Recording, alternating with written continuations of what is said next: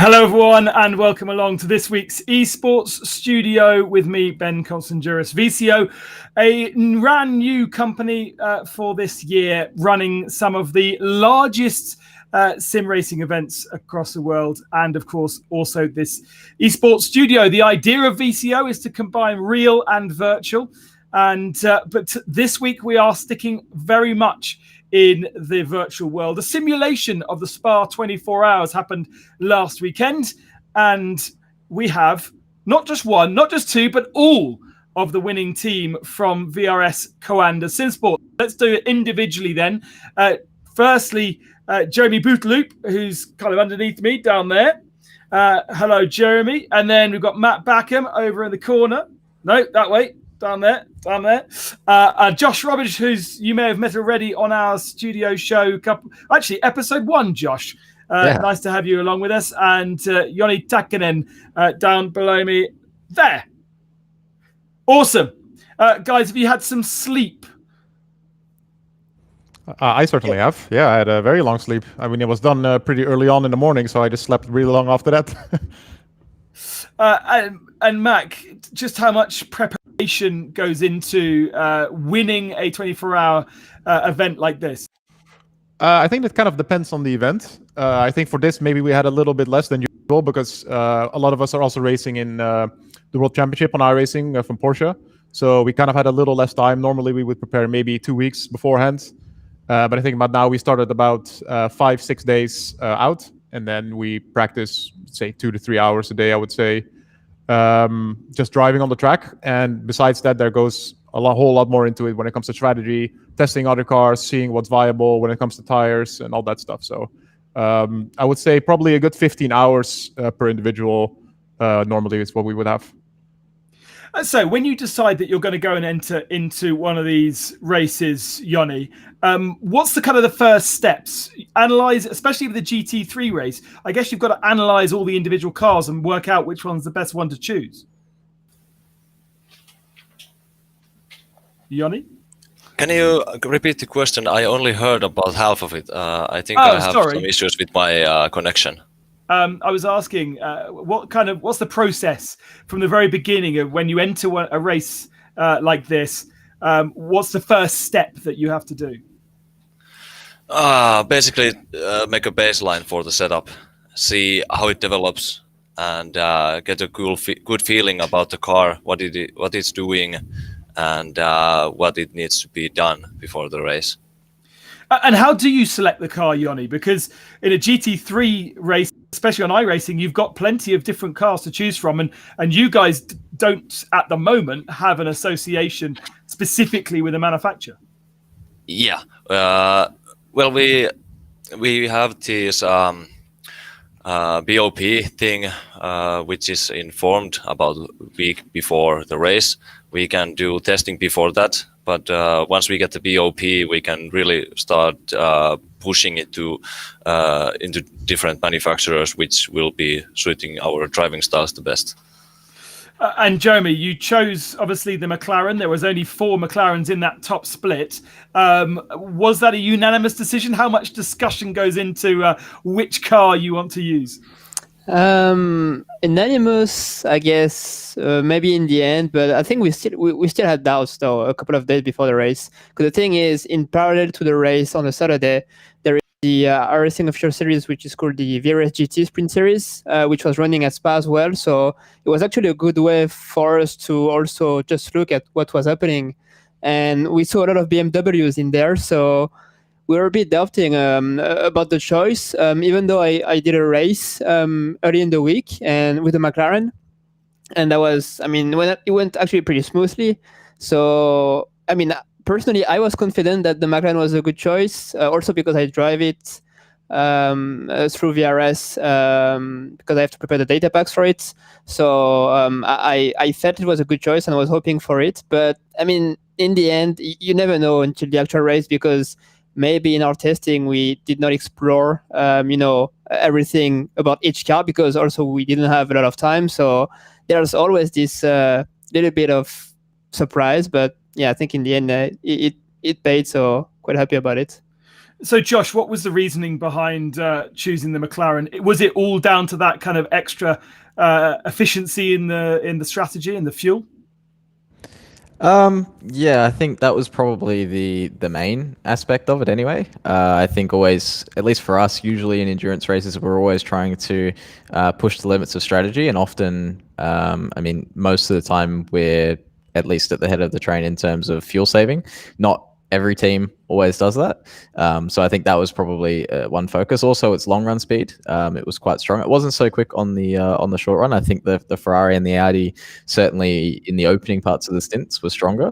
But for us, the car basically from mid stint onwards would get faster and faster, which was something that the other guys couldn't really keep up with. So I mean, that was also a thing, and also top speed of the car as well, which made it a little bit easier not only to race other people, but also when clearing lap traffic and stuff like that, you could usually tend to do that from a little bit further back. So it made things a little bit easier in that sense. I mean, at least for me personally, I wasn't necessarily looking forward to driving the McLaren before the race. Afterwards, I got used to it a little bit better. But yeah, I think there was a lot of different aspects that went into it, that's for sure. But the fuel strategy was certainly the big one.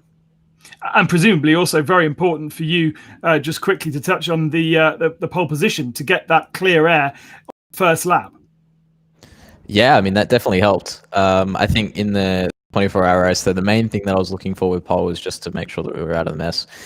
For us, the whole first stint was pretty much a train, I think back to P5 or maybe P3 or so. Basically just fuel saving, starting the race well. And I think everyone else was kind of just tagging onto the draft doing the same thing. So unfortunately, we weren't able to break away. I tried to for the first couple of laps. But then from there, basically, yeah, we started with things. But I think just making sure that we were out of trouble for the first stint was the main thing, and pole definitely helps.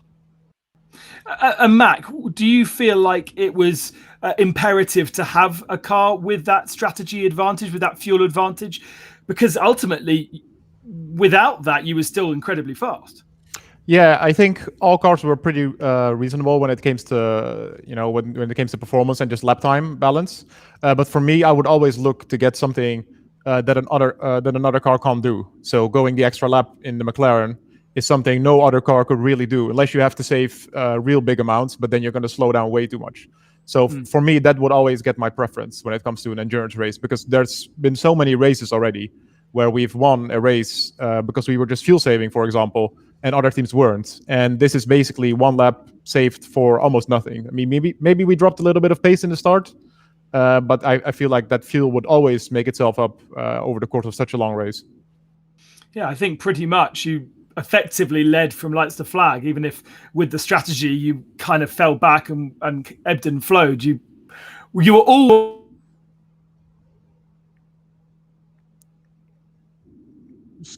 Sorry, you cut out a bit, Ben, at the end. 1 second. My microphone is back. I can hear you. Good. I don't know why it did that. It just decided to change setting. Joni, so having selected the car, having selected the McLaren, what was the next step then? To try and make the McLaren a little bit less on edge?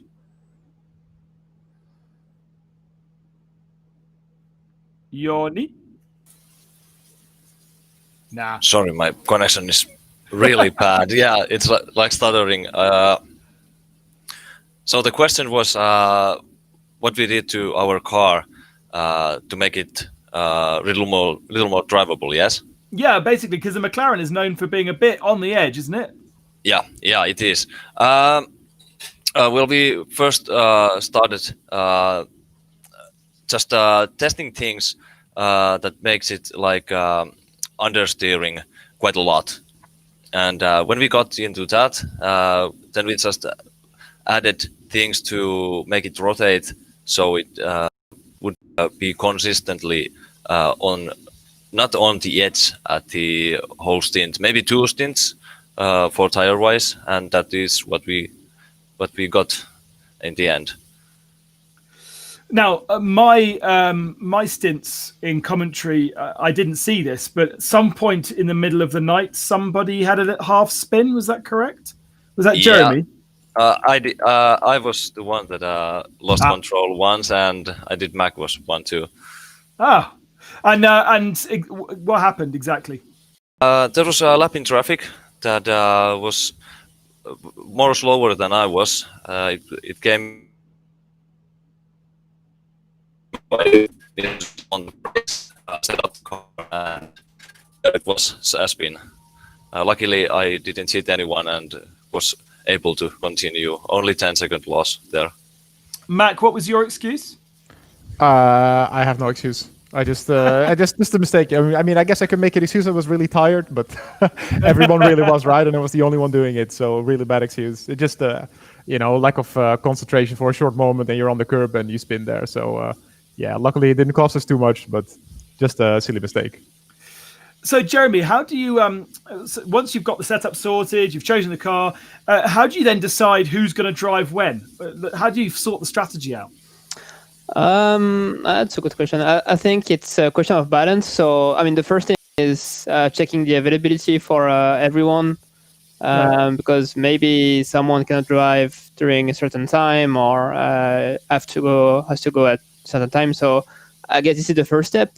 And then once we know about this and we are clear about this, then basically it's making sure that especially in the nights, people get enough rest, or like someone is going to do the first half of the night and then is going to rest, and then like another pair would do the rest the second half of the night. So it's like finding the right balance, so that everyone obviously gets the seat time, but also gets enough rest, because we want to maximize our performance. And obviously, being the drivers, we need to make sure we are as rested as possible. And so, Josh, is it something you struggle with a little bit? Tiredness, does that affect your performance if you have done too many stints? To be honest, not usually. No, it's something that I've been quite used to from the past years in racing, like the Endurance World Championship series and stuff like that. Back from home, usually I was used to staying up from midnight through till 6 a.m. most of the time, not sleeping beforehand. So it's something that I tend to be quite used to. Once you start driving, I think the adrenaline kicks in and you kind of forget about the fact that you're tired. It's the challenging thing is staying awake usually in the lead up to your stints. Obviously spotting and stuff keeps you sharp and things, but it's once you're in the race and in the car, it's usually not an issue. You've got one driver driving. Do you always have Mack, a second person, kind of spotting as a reserve, ready to go? Yeah, we always have something like that planned. So we basically make a stint plan where we have everyone planned in for a certain stint, and then we have a backup driver planned in as well. So there's always someone to take over if we have a network crash or something else happens, and also in general to really keep you awake, because driving at 4 a.m. without any sleep, it can be quite tiring. So, for example, when I had Josh next to me, that really helped me stay awake for a little bit longer, and that really helps. So we always have a backup, at least one. And you guys chat? Is there a conversation that goes on whilst you're doing it, or you leave the driver to just drive? I think that kind of depends on the driver. I know when Jeremy was driving, he likes to mute and really, really focus. Okay. I'm a bit different in that case, especially at night. So I think I was talking almost every lap to Josh, especially when I'm on the straights. I like to just talk and get my mind off other things. I'm just very easily distracted. So I really think it depends on the driver. And are you talking about the race, or are you talking about something you've seen on the internet? No. I'm talking about the race. Jeremy, why do you mute? Why do you not want to have the chat to anybody? Presumably, with English not being a native language, means you have to think a bit harder about words and speaking. Yeah, probably. But I think even if it was in French, I think I'd do the same. Okay. I think it just puts me out of my focus if I start talking too much. So I could do it in a straight or like for a few corners, but I was really trying to avoid talking too much or hearing the others, because I don't know. I think that's how I feel the most focused and the most efficient. Like when I'm in my sort of bubble in the zone. So that's why I was pretty much muted the entire stint, except when I had to talk about fuel. But that was for like 20 seconds every time. So. Okay. And the atmosphere in the Coanda house, Josh, during these 24-hour races, the whole house must be totally focused on what you guys are doing.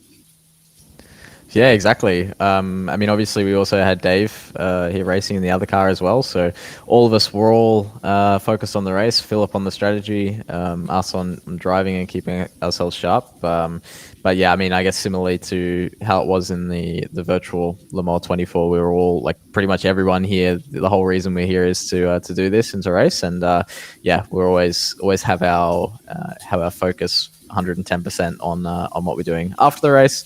Not so much usually. I think most of us are just thinking about getting some rest and going to bed. But during the race, yeah, it's full focus on, and no, it's incredibly professional what we've got going here. But Joni and Jeremy, also, I'll come to you in a second. Being away from that environment, it must be quite different for you outside of your driving stints. How do you do you fully turn off your brain from the racing, or do you always follow the 24-hour race? I mostly follow it. I just can't keep away from it. The only time when I'm not watching the race is when I'm sleeping few hours or just taking a nap or something like that. I want to be on the know-how what is happening. Okay. Jeremy, do you have a walk around away from the screen a little bit? Yeah, a little bit, especially because sitting in the rig for a few hours at some point gets a bit tiring. But I mean, I think I did a break maybe of like 15 minutes maximum, and I think I was still like checking the race, how things were going. So yeah, it's mostly just for physical reason, just to get out of the rig. But the mind is always in the race the entire 24 hours. Yeah. So how was the celebrations at Coanda headquarters then after the race? Was there much partying, or did you just go and sleep? I know that Josh and Mack are literally sitting next to each other. They could look over at each other.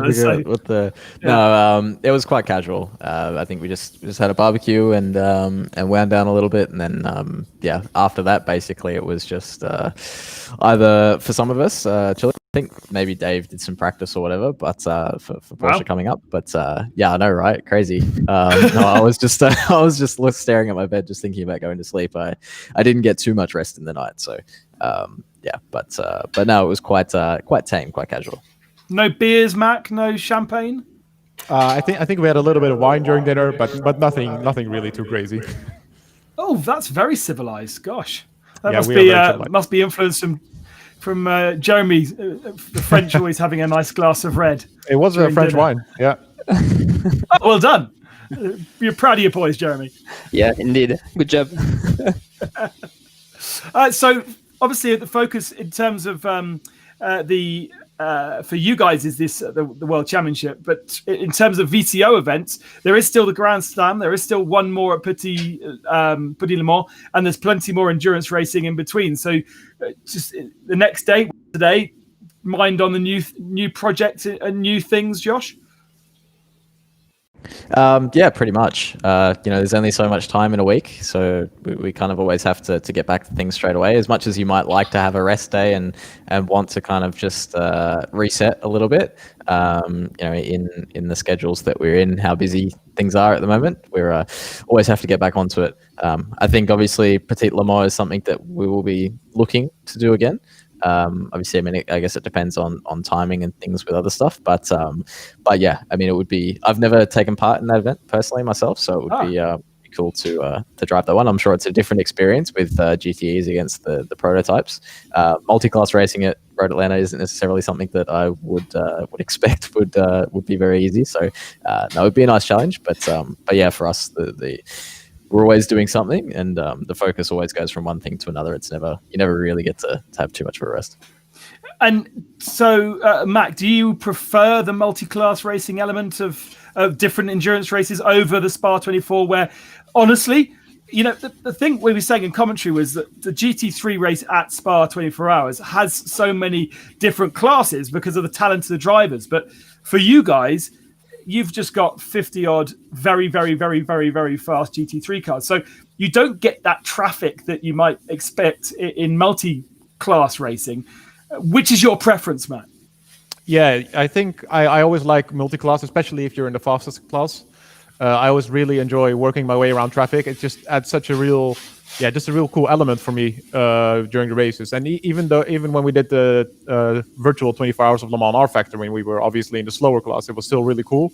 Definitely adds some frustration at times, but I think it's also something that really keeps you awake and keeps you going a bit, because in the race we had last weekend, most of our stints, really, you were just doing your laps and you didn't really see anyone. Maybe one car you had to overtake and would just let you by. So for me, I definitely prefer multi-class, that's for sure.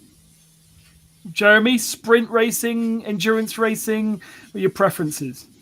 I'm not sure, to be honest. I really like the Spa one because it's an endurance, and well, at least you don't have to deal too much with traffic, or it's rather maybe easy because you don't have big gap in terms of speed. So I think it makes things easier. But at the same time, as Mack said, it's quite an enjoyable experience when you have multi-class racing and you're in the fastest class, especially when you have prototypes that are much faster than GTs.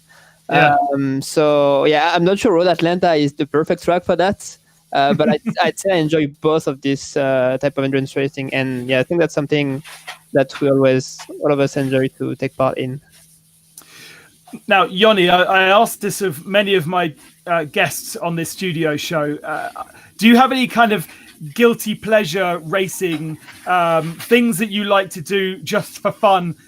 Take a Ford GT on a rallycross track or something stupid like that. Is there anything that you'll just do for a bit of a laugh, just to kind of wind down of an evening? Well, if I want to really wind down, I will take GT1 C6R into Nordschleife, and it will be the Touristenfahrten layout, because we have this little leaderboard thing going on in Finland in that track in different conditions, and yeah, that is just something that gives me a very relaxing moment when I get into the start to finish at maximum attack. It doesn't sound that relaxing. It sounds petrifying, to be honest. Josh, I think I asked you already. You very much sort of serious, aren't you, when it comes to sim racing? There's not too many things that you just go and have a bit of fun with. I mean, I don't know. There's sometimes where you just you don't necessarily feel like practicing too seriously. So I don't know. Sometimes I tend to take like the Lotus 49, maybe around some challenging circuits, whether it's like, I don't know, Nürburgring or Bathurst or something like that. Just any circuit with lots of elevation change, maybe sudden crests. I guess a little bit of rally element in there somewhere. But but yeah, no, I think I don't know, that car is just I don't know, it's just really, really fun to drive. It's always so loose, light. Most of the time it's off the ground, to be honest with you. So it's certainly spices things up, and it's very different to what we used to. So and it's also not too bad for honing the skills as well in terms of car control. Yeah, true. It'd be nice to have some high-profile races in some of the classic cars, wouldn't it? That'd be cool. In the 79 or the 49. Mack, have you got any kind of guilty pleasures you enjoy? I mean, I haven't raced it in a while, to be honest, but I really, really enjoy street stock dirt oval. That is, I don't know why, but that's just really fun. Yeah, it's really fun. Anything faster than that, and I'm done. Like, that goes too fast for me on dirt oval, but street stock is hilarious. I really enjoy it. Yeah. Yeah, the dirt stuff's fantastic. I do like the Stadium Super Truck on rallycross tracks as well. That seems to be pretty loose and pretty crazy. Jeremy, what about you? Sometimes I like to mix things up and really change, drive different cars. So I did drive the Lotus 79, I think, a month ago during the official series, and that was really a lot funnier than what I was expecting. Yeah. And to be honest, the McLaren is a bit my guilty pleasure, because I really like this car because I find it really rewarding to drive when you get it right. So yeah. I found a hosted race the other day of the IndyCar Dallara on the, how do you say it? Subica short track. That was definitely fucking crazy. Absolutely nuts. I don't know who hosted it, why they hosted it. It was impossible to overtake, but, one of those silly things to do. Thank you very much to the VRS Coanda Simsport guys, and congratulations on winning one of the Grand Slam VCO events. Really great to have you all with us as one team. And I will really look forward to following you guys' progress moving forward into the rest of the season, wherever we stumble across you next, whether it be sprint or endurance. It's been a real pleasure. Yeah, cheers. Thanks for having us, I guess. No worries. I can't tell you what's next week, guests. It's always a bit of a surprise, but next week we celebrate our 10th studio show. So make sure you join us 8 o'clock on Monday evenings with me, Ben Constanduros. But for this week, it's thank you very much to VRS Coanda Simsport and the winners of the 24 Hours of Spa-Francorchamps, part of the VCO Grand Slam. There they are. Bye-bye.